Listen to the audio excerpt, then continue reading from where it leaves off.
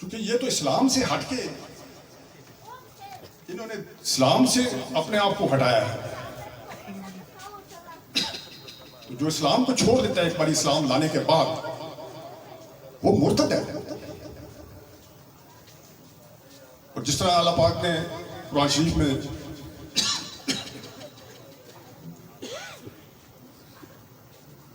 تین قتل جو ہے نا وہ بتائے ہیں.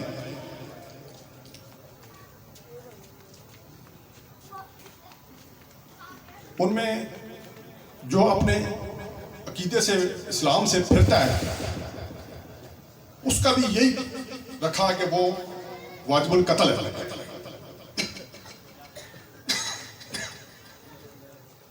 پانی ہے.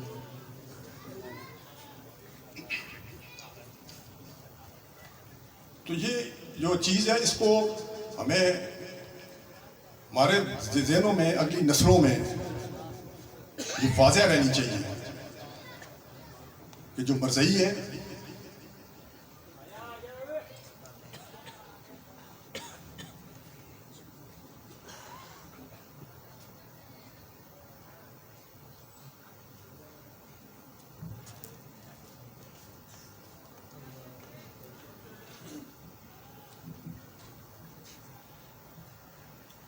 ان کو اب وجہ صرف یہ ہے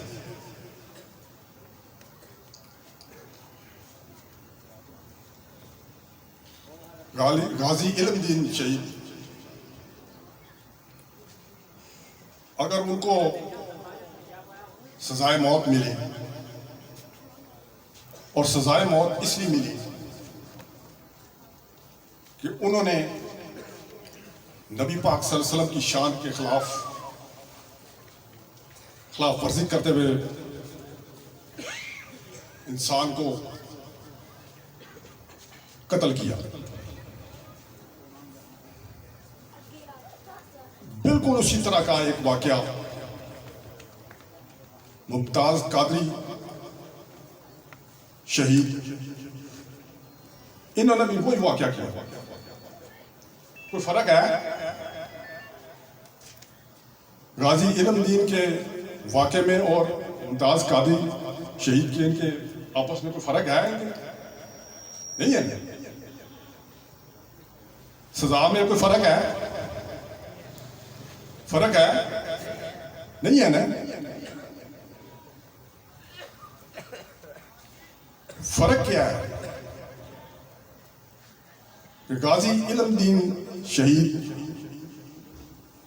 ان کو سزا دی کنہوں نے سزا دی؟ انگریزوں نے سزا دی. وہ مسلمان تو نہیں تھے لیکن ممتاز قادری کو جنہوں نے سزا دی وہ انگریز سے مسلمان تھے. تو یہ نقطہ آپ کے میں ذہن میں ادھر گوش گزار کرنا چاہتا ہوں. اس کو ضرور سمجھیں اور دل میں بٹھائیں. تو پھر ان حکومتوں میں کوئی فرق ہے؟ وہ ایک انگریز حکومت ہے جس نے یہ سزا دی.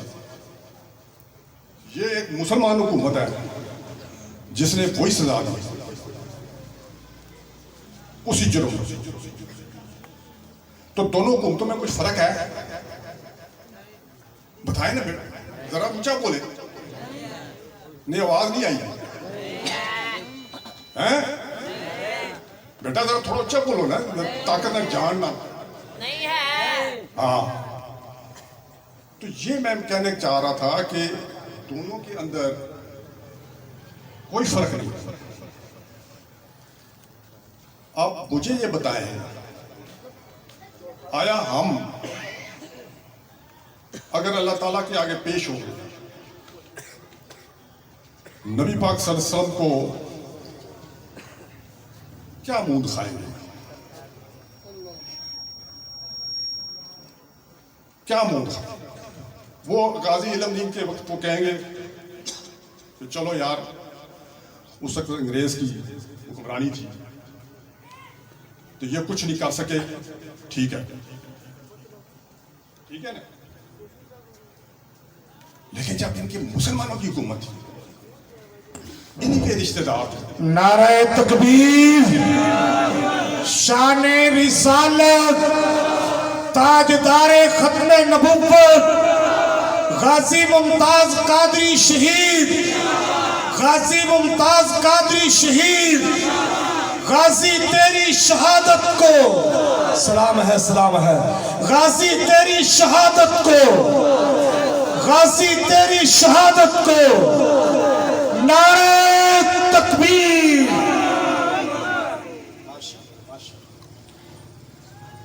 تو جب یہ ہمارے ساتھ سوال کیا جائے گا تو میں تو کم از کم اپنے آپ کو مجرم ٹھہراؤں گا. میں تو یہی کہوں گا کہ جی میں نبی پاک صلی اللہ علیہ وسلم کی ناموس کی خاطر کچھ نہیں کر سکتا.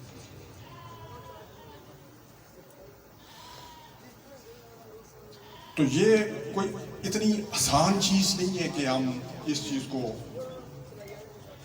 جو ہے ہم سوچ کے اور پھر تسلی سے جا کے سو جائیں.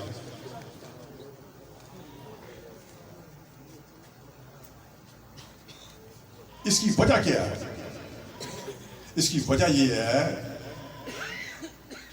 کہ 70 سال میں 74 سال میں اس ملک میں اسلامی قانون نہیں آیا. یہ ملک وہی فرنگیوں کا ملک ہے. مسجدیں بھی ہیں, نمازیں بھی ہیں, اس طرح کے اجتماع بھی ہیں, لیکن مجاہد نہیں ہے. مجاہد جب تک اس سرزمین پر نہیں پیدا ہوتا. اب افغانستان ہمارے ساتھ ہے, 40 سال صرف ایک چیز کے لیے انہوں نے قربانیاں دی کہ ہم نے اس ملک کو اسلامی سلطنت بنانا ہے. ساری دنیا ان پر چڑھ دوڑی. کیا امریکہ, کیا ان کے اتحادی, کیا ہم, سب مسلمان, کیا سب ان کے پیچھے. صرف کافروں نے ان کی نہیں مزاحمت کی, مسلمان بھی ان کے ساتھ. اور اس کے باوجود اللہ تعالیٰ نے ان کو کامیابی دی. اور وہ جو کامیابی دی ہے وہ اس لیے دی ہے کہ وہ صرف مسلمان نہیں, وہ مجاہد بھی ہیں. جس سے ہماری یہ قوم مجاہد بن جائے گی, اس دن کوئی مزاحمت نہیں رہ جائے گی. یہ یہودیوں کی کتابوں میں لکھا ہوا ہے کہ جب مسلمان جمعے کی نماز جتنی تعداد عام نماز میں ہونے لگے تو ان کی مزاحمت چھوڑ دینا, کیونکہ ان کی مزاحمت کا فائدہ کوئی نہیں ہے. اور یہ ہمارے سامنے ایک پورا عملی نمونہ آیا ہے جس میں کہ یہ نمازوں پڑھنے والے ان کی مزاحمت کرنے کی پوری دنیا نے کوشش کی ہے اور کچھ نہیں کر سکتے. اس لیے ان کے یہودیوں کے جو علماء تھے انہوں نے کیا چھوڑا تھا کہ ان کی مزاحمت نہ کرنا اگر یہ نمازی بن جائے. میں ادھر چونکہ میری ان کے ساتھ کافی تعلق ہے, کشمیر کے مجاہدین کے ساتھ بھی اور افغانستان کے مجاہدین کے ساتھ بھی. تو افغانستان میں آپ چلے جائیں مجاہدین کے علاقے میں, جب جنگ ہو رہی تھی اس وقت, اب تو امن ہے نا, اب تو ہر چیز تسلی سے ہو سکتی. جنگی حالت میں بھی جبکہ ان کو پتا تھا کہ ڈرون آگے سیدھا پڑے گا, صبح تہجد کی نماز باجماعت 100%, ایک بندہ بھی کمرے میں نہیں, 100% تہجد کی نماز باجماعت. اس کے بعد قرآن کریم کا درس جب تک کہ فجر نہیں ہو جاتی ادھر ہی بیٹھے. مجھے خود ایک جگہ پر نشست کرنی پڑی. اس دن بڑی ٹھنڈ تھی, کورا پڑا ہوا تھا, وہ علاقہ ذرا پہاڑی تھا, برف بھی پڑتی تھی وہاں. تو یہ نومبر دسمبر کے مہینہ تھے. تو اتنی صبح ٹھنڈ میں بھی کورا پڑا ہوا, باہر انہوں نے کھلے آسمان کے نیچے تہجد کا انتظام کیا ہوا تھا اور ادھر تہجد پڑھتے رہے. تہجد پڑھی, قرآن پاک کا درس ہوا, اس کے بعد فجر آئی, اس کے بعد ان کی کوئی عسکری مشقیں ہوئیں اور اس کے بعد وہ ناشتہ واشتہ اور باقی, اور پھر زور باجماعت, عصر باجماعت, مغرب باجماعت, عشاء باجماعت. اب اس قوم کو کون ہراس کرتا ہے؟ ان کے پاس تو فرشتے آئیں گے, فرشتے ان کی مدد کریں گے. مجاہدین اتنی تعداد میں نہیں لڑ سکتے اتنے بڑے دشمن کے ساتھ. یہ اللہ تعالیٰ کی اگر مدد نہ ہوتی, اللہ تعالیٰ کے غائبی فرشتے نہ ہوتے, یہ نہیں جیت سکتے. ہماری طرح انسان ہے نا.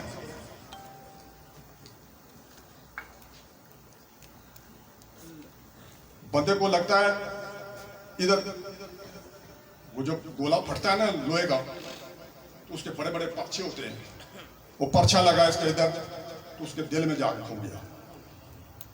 اب ادھر مجاہدین تھے, ان کے پاس تو کچھ بھی نہیں تھا. سوئی دھاگا لیا ادھر جو تھوڑا وہ تھا, اس کا وہاں سے اس کا پرچا نکالا, سوئی دھاگا لگایا, پانی شانی دیا, وہ میرے سامنے ٹھیک ٹھاک پھٹتا تھا. اور یہ تو میں ایک بتا رہا ہوں, ہزاروں کے حساب سے ایسے واقعات ہیں جو کہ سن کے اور دیکھ کے انسان کی حیت ہی بدل جاتی ہے, اس کا جذبہ ہی بدل جاتا ہے. یہ مزید یار یہ تو ٹکے کے لوگ نہیں ہیں, یہ تو مجاہد کی شکل دیکھ کے ان کا سارا جسم میں سے پیشاب نکل جائے. لیکن مجاہد ہو, اگر مجاہد نہیں تو یہ پھر نہیں ڈرتے. مجاہد وہی ہے جو صرف اللہ سے ڈرتا ہے اور دنیا کی کسی چیز سے نہیں ڈرتا. اب وہ ان کے جو فدائین ہیں ان سے ملے. آپ کو جس بندے نے ابھی پتا ہے کہ میں اور آدھے گھنٹے بعد اس دنیا میں نہیں ہوں,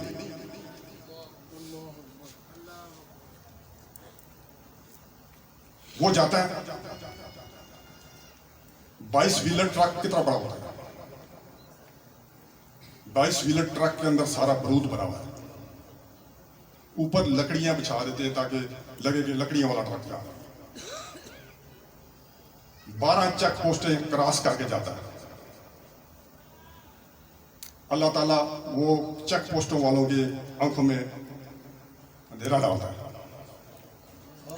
جا کے ان کے کیمپ جس کی 3 فٹ کی دیوار ہے, 12 فٹ اونچی ہے اور 2.5 انچ کے سریا پڑا ہوا ہے, اس دیوار کے ساتھ جا کے کھڑا کر دیتا ہے اور پھر اسے اڑاتا ہے. وہ نہ دیوار رہتی ہے, نہ وہ کیمپ رہتا ہے, نہ اس میں جو اصل ہے وہ رہتا ہے, نہ وہ بندے ہیں وہ رہتے ہیں, کچھ بھی نہیں رہ جاتا. تو اس کا اپنا کیا رہا ہوگا جس کو پتا ہے کہ میرا کچھ نہیں رہا. اس کی شکل سے دیکھیں جب وہ جا رہا ہوتا ہے ایسے لگتا ہے جیسے وہ پتہ نہیں کچھ خوشی ہے اس کے دل میں کہ چہرے پر وہ چمک ہے اور اس کو جلدی ہے کہ میں جلدی جاؤں گا اللہ کی راہ میں. یہ ہے وہ مجاہد. ایسے نہیں وہ امریکہ بھاگ گیا, ایسے نہیں یہ ساری دنیا کی طاقتیں بھاگ گئی. یہ بکواس کرتے ہیں کہ جی ISI نے مدد دی, فلانے نے مدد دی, کسی نے مدد دی, صرف اللہ نے مدد دی. اور اللہ نے کیوں مدد دی کہ انہوں نے اس مدد کے قابل بنایا اپنے آپ. جب تک انسان اپنے آپ کو اس مدد کے قابل نہیں بناتا اس کو مدد نہیں ملتی. نعرہ تکبیر، نعرہ تکبیر، طالبان طالبان، مستقبل کے حکمران، طالبان مستقبل کے حکمران، مستقبل کے حکمران، مستقبل کے حکمران. تیری جان میری جان طالبان طالبان، تیری جان میری جان، دل دل جان جان، دل دل جان جان، دل دل جان جان. نعرہ تکبیر. ان کے ایک گورنر صاحب ہیں، میں نام نہیں لیتا، جن کے سر کی قیمت جو تھی 5 کروڑ روپیہ تھی، ڈالروں میں پتہ نہیں کتنے تھے. اور وہ انہوں نے ان کی دعوت پہ بھی ایک بڑی میں گیا، وہ ساتھ لے کے گئے مجھے. تو ان کے ایک آنکھ ان کی پتھر کی گولی لگی ہوئی تھی یہاں پر، جس سے آنکھ بھی اڑ گئی، یہ ناک کا بھی تھوڑا سا ایسا اڑ گیا، پیچھے کمر میں گولیاں لگی ہوئی تھی.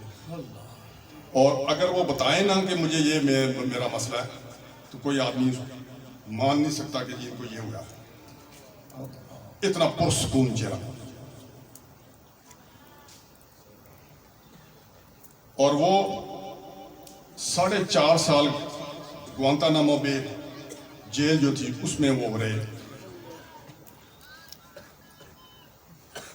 اور 1 سال صرف ادھر پاکستان کے مہمان بنے. ان کے کہنے کے مطابق کہ وہ جو 1 سال ہے وہ 4.5 سال سے بھاری تھا. ابھی ہم کہتے ہیں ہم بڑے ان کے وفادار ہیں، بڑے ان کے یہ ہیں، ہمارا وہ کر دیں گے وہ کر دیں گے. یہ ساری منافقت ہے، یہ ساری منافقت ہے. جو نبی پاک صلی اللہ علیہ وسلم کی طرح اپنا حلیہ نہیں بنا سکتا، جو بندہ داڑھی کو جو ہے اس کو گھن آتی ہے، وہ مجاہدوں کی کیا کرے گا مدد؟ وہ مجاہدوں کی کیا مدد کرے گا جس کو عشق یہ ہے؟ آپ صلی اللہ علیہ وسلم سے یہ عشق ہے، یہ نبی پاک صلی اللہ علیہ وسلم. یہ کہا جا رہا ہے کہ میں ابھی بس کروں، واقعی آپ لوگ اس کو زیادہ میں بتانا نہیں چاہتا، لیکن بہرحال جاتے ہوئے میں یہ چیز کہوں گا کہ ہم نے اس عزم کرنا ہے کہ ہم نے اس ملک کو جو ہے نا اسلامی سلطنت بنانا ہے، اور افغانستان کی جو حد ہے اس کو ہم نے انڈیا سے بھی آگے لے کے جانا ہے.